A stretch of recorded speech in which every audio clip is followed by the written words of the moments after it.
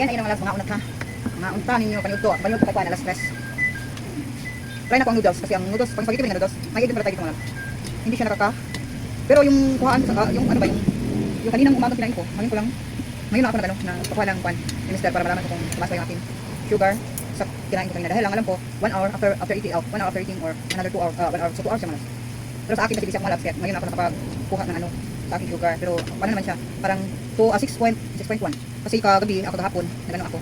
Kasi na may rate ako na 6.9, ano siya 125 per naman. Yung mag-normal ko kumalas mga 5.1.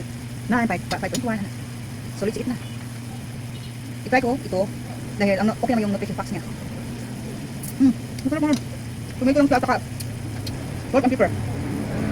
Nagmukha ako ng kanila. Nabitin ko, kalimutan ko na. Hindi ko kanina pagluluto. Kalimutan ko. Maraming tayo dito ngayon bago. Ito ko kumain yan, ano, ng spike natin sugar. Kasi ano yan, high yung glycemic index. Yung kanina hindi siya masyado. Kasi kagabi, kumain ako ng guys sa pero ano lang, 1/4, 1/4 lang.